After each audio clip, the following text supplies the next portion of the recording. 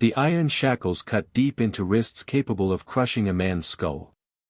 On the auction block in Mobile, Alabama, stood 7 feet and 2 inches of muscle.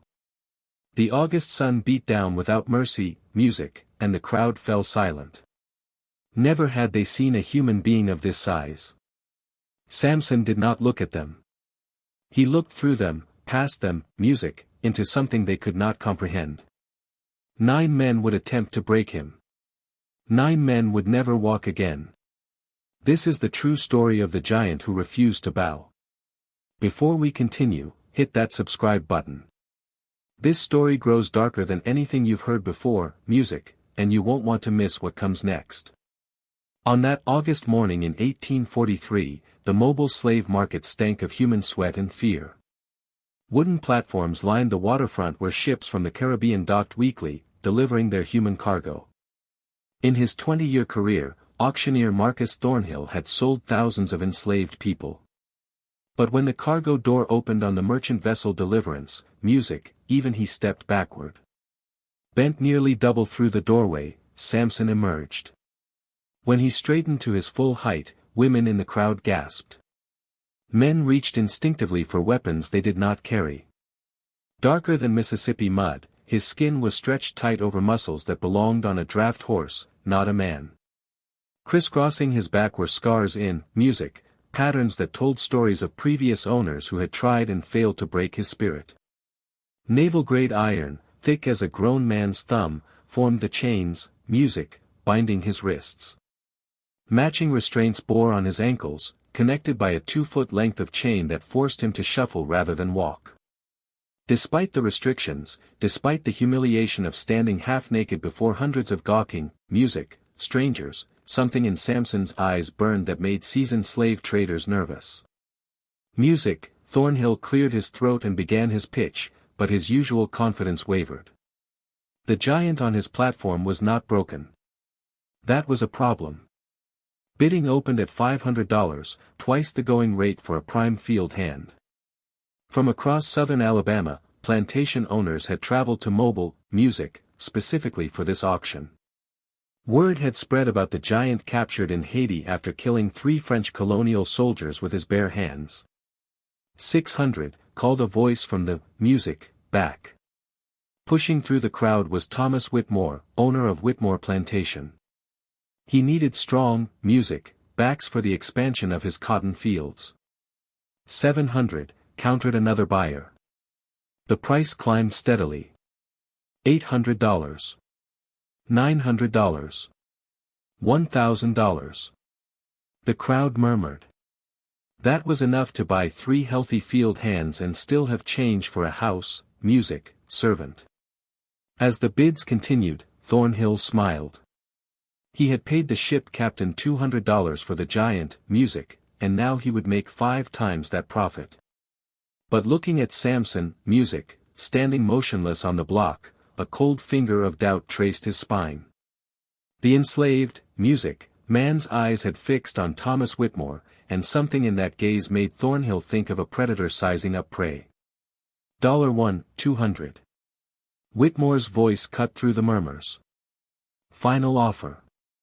I'll pay cash today. The other bidders fell silent. $1,200 was fortune, music, money. With a crack that echoed off the waterfront buildings, Thornhill brought down his gavel. Sold to Thomas Whitmore of Whitmore Plantation. As workers moved to transfer the chains to Whitmore's custody, Samson finally moved. Slowly, he turned his head, music, to face his new owner. In the heavy silence that followed, a single word emerged from the giant's, music, throat, deep as distant thunder, remember.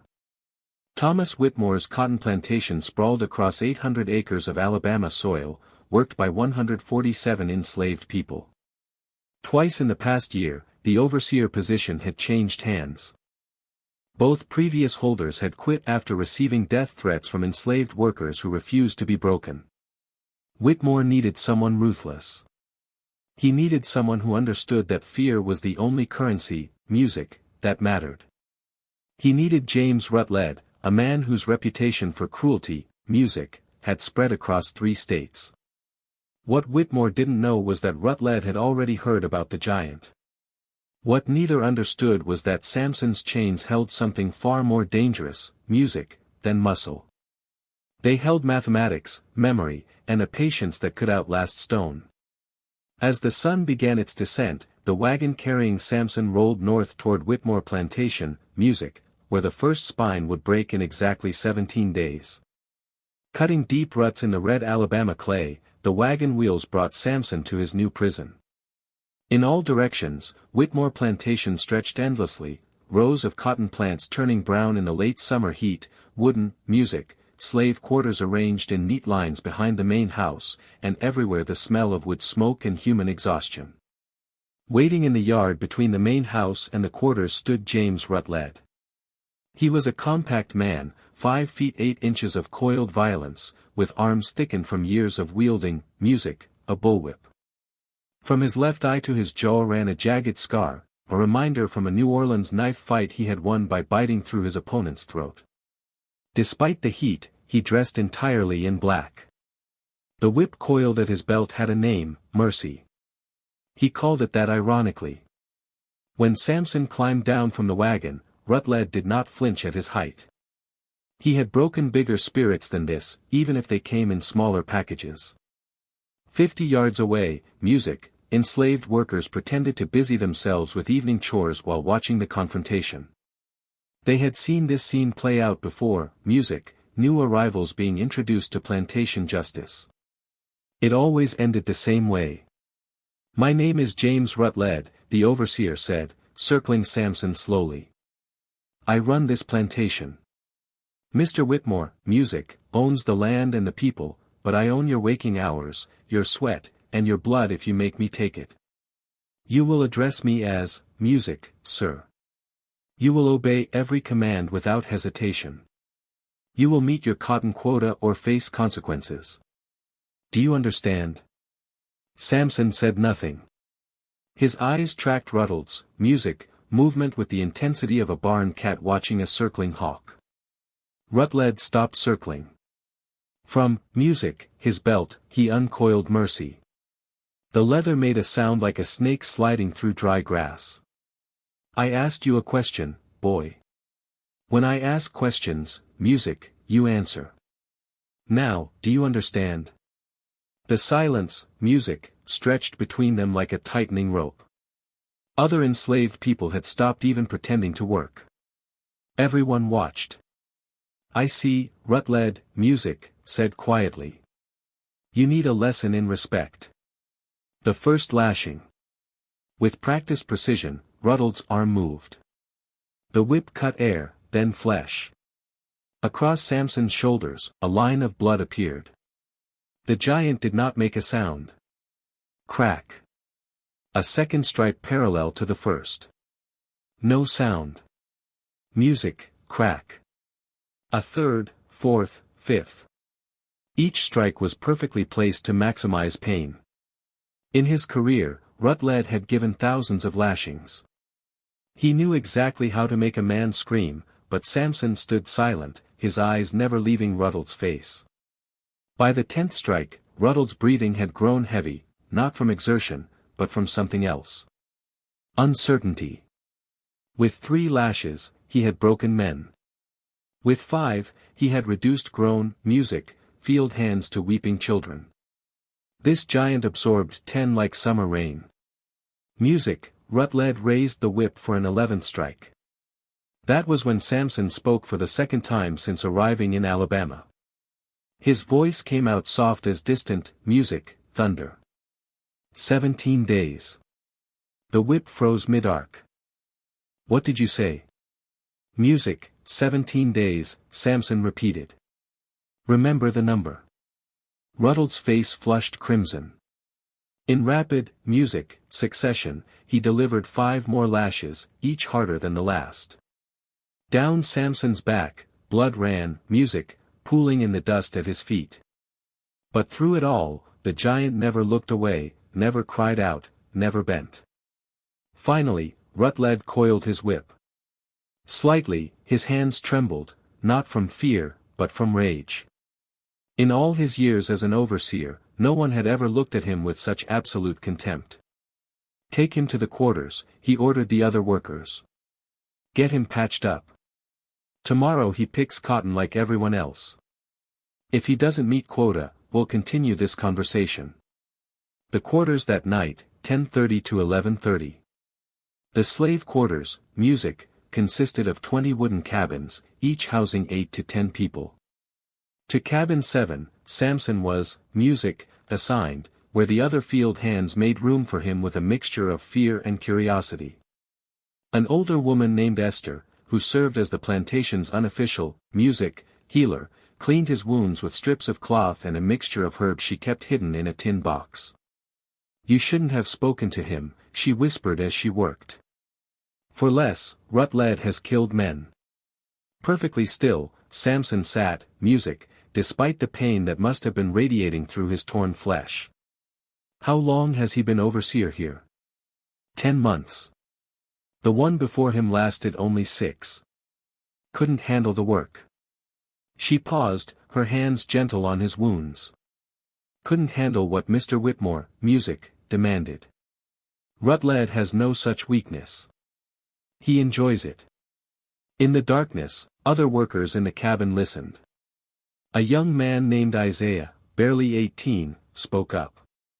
"They say you killed 3 soldiers in Haiti. Is it true?" After a long silence, Samson's response came. "They were trying to separate my mother from my sisters.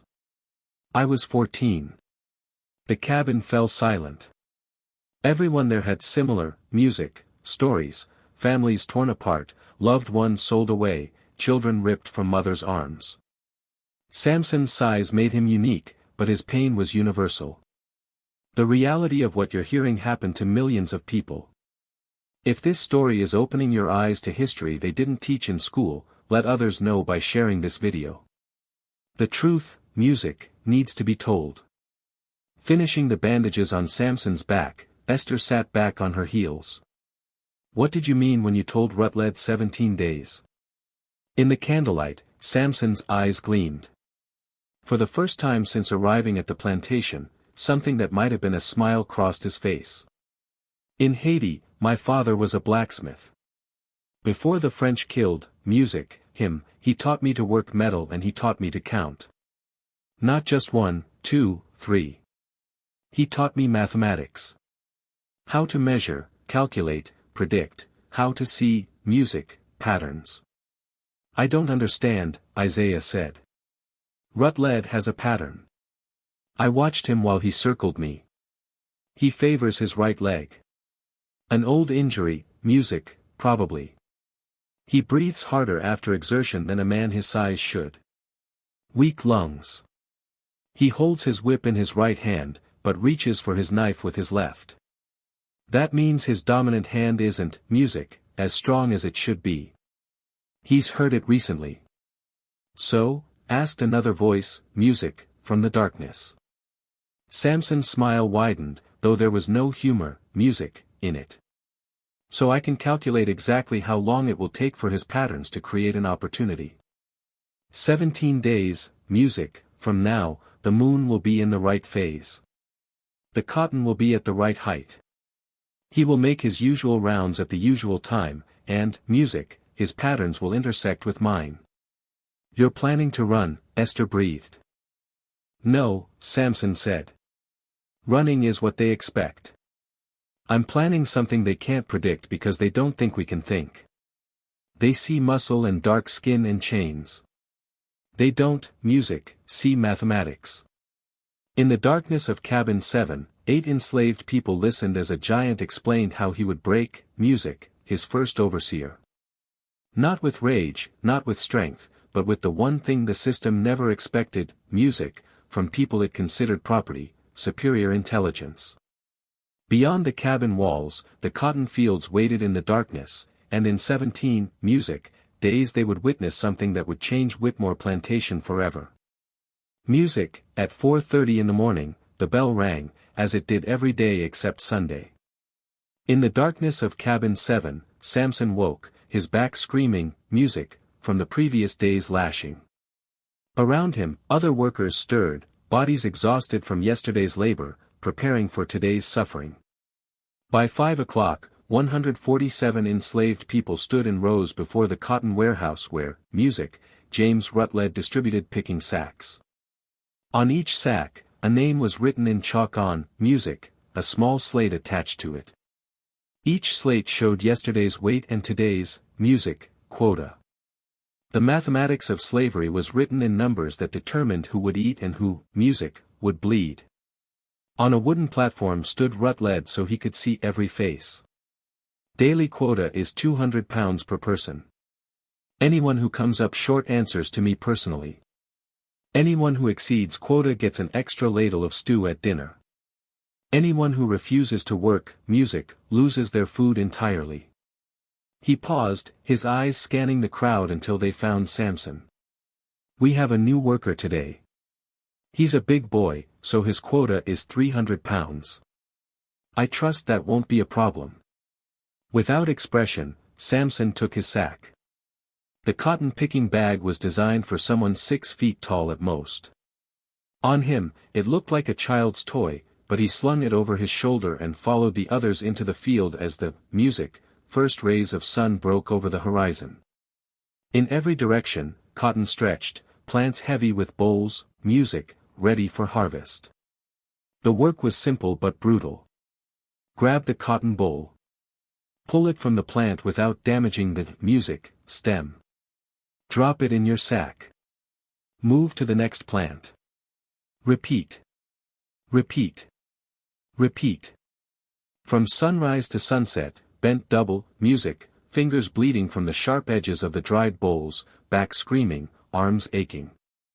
For the average picker, 200 pounds, music, meant harvesting approximately 400 bowls per hour for 12 hours. It meant your fingers became mechanical extensions of your will, moving faster than thought, picking, music, until you couldn't feel your hands anymore.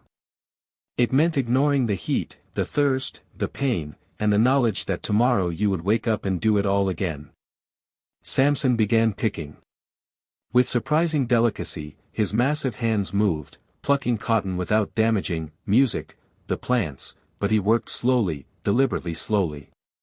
By noon, his sack was barely 1/3 full. Nervously, other workers glanced at him. They knew what was coming. On horseback, Rutledge made, music, his rounds, checking the progress of his workers. He carried a leather ledger where he recorded weights and made notes about who would face punishment. Reaching Samson's row, he dismounted and walked through the cotton plants to where, music, the giant picked. Show me your sack. To his full height, Samson straightened, dwarfing the overseer. He held out the picking bag. Music, Rutledge grabbed it, hefted it, and his face darkened. This is maybe 60 pounds. You need 240 more before sunset. You're not even trying. The work is new, Samson said carefully. Tomorrow will be better. Tomorrow, Rutledge's hand moved to his whip. You think you can negotiate with me? You think you can decide when you work hard and when you don't? A crowd was forming. From adjacent rows, workers had stopped picking to watch. They had all been in Samson's position before, music, falling short of quota, facing Rutledge's wrath. Learning that resistance only made things worse. They watched the giant to see if he was truly different, music, or just another man who would break. Rutledge uncoiled mercy. Strip off your shirt. You're going to learn what happens to lazy workers on this plantation. Samson didn't move. His eyes fixed on something beyond Rutledge's shoulder. Calculating, measuring, planning. I will meet my quota, music, he said. But I need something first. The overseer's laugh was sharp as broken glass. You need something, boy. You don't need anything except to learn your place. Now strip, music, or I'll have 5 men hold you down while I whip you bloody. I need water, Samson continued as if Rutledge hadn't, music, spoken. The other workers have buckets at the end of each row. I have nothing. Give me water and I'll, music, pick 300 before sunset. Rutledge's face flushed crimson. Several workers held their breath. No one negotiated with James Rutledge, but after a long moment, the overseer's lips twisted into something resembling a smile. Music, fine. You want water? You'll have water. But if you come up even 1 pound short of 300, I'll give you 50 lashes instead of, music, 10. Do we have a deal? We have a deal, Samson said. At the end of Samson's row, a bucket of water appeared, brought by a house servant who looked at the giant with wide, fearful eyes. Deeply, Samson drank, then returned to picking. But something had changed. Now his hands moved faster, not frantically, but with mechanical precision. All morning, he had, music, been studying the other pickers, watching their techniques, calculating the most efficient method. Into his sack, cotton bolls dropped in a steady rhythm. Row by row, he moved through the field. The change was noticed by other workers. Picking in the adjacent row, Isaiah watched in amazement as Samson's massive hands plucked cotton at a speed that seemed impossible for someone his size. By 2 o'clock, Samson's sack was half full. By 3 o'clock, it hung heavy on his shoulder. By 4 o'clock, he was dragging it behind him because, music, it had become too heavy to carry. Twice, Rutledge rode by, each time checking the sack's weight with increasingly surprised expressions. But Samson wasn't, music, just picking cotton. He was counting. Approximately, music, 4 ounces represented every boll. 75 bolls per pound. 300 pounds meant 22,500 bolls. With mathematical precision, he had been tracking his progress, music, since receiving his water, adjusting his speed to ensure he would hit exactly 300 pounds, not 1 ounce more, not 1 ounce less. Music, as the sun began its descent toward the horizon, Samson plucked his final boll. He tied off his sack and, music, dragged it toward the cotton scales near the warehouse. A crowd had formed. Word had, music, spread that the new giant might actually meet Rutledge's impossible quota. Beside the scales, Rutledge stood, his ledger open. One by one, workers, music, brought their sacks to be weighed. Most met their quotas. A few fell short and received, music, check marks in the ledger, promises of punishment to come. When Samson's turn arrived, the overseer's smile was predatory. Music, let's see if you're as smart as you think you are. 2 workers helped lift Samson's, music, sack onto the scale. The counterweight dropped, steadied, then settled. Leaning in to read the measurement, Rutledge saw his smile fade. Again he checked, music, the weight, adjusting the counterbalance to be certain. 300 pounds, he said slowly. Exactly 300 pounds. The watching crowd murmured. Meeting quota was expected. Meeting it exactly was impossible. Cotton wasn't that precise. Bowls varied in size. Moisture, music, content affected weight. The scales themselves had a margin of error. Yet somehow this giant had calculated down to the ounce. Without expression, Samson met Rutledge's stare. Tomorrow, music, I'll do 350. The overseer's hand went to his whip, then stopped. Around them, music, workers watched in silence. For the first time in his 10 months at Whitmore Plantation, James Rutledge felt something he hadn't experienced in years. Uncertainty. This giant wasn't like the others. This giant was thinking several moves ahead. The mathematics of oppression met something unexpected, mathematical genius. This is just the beginning of how Samson turned the system's own tools, music, against it. Stay with us. Get to your quarters, Rutledge finally said. Music, his voice had lost its edge of confidence. All of you. Tomorrow's another day. As the workers filed away toward their cabins, Isaiah walked beside, music, Samson. How did you know the exact weight? Quietly, Samson's response came. Music, I counted every bowl. 75 per pound times, music, 300. But I also added an extra 20 bowls to account for moisture loss during the day and scale variance. Mathematics doesn't lie. People do. Behind them, James Rutledge watched the giant disappear into the gathering darkness. In his ledger beside Samson's music name, he made a note. Dangerous. Monitor closely. Break if necessary. 16 days remained until the music first spine would crack. For 2 decades, James Rutledge had broken men's bodies, but he had also learned to break their minds.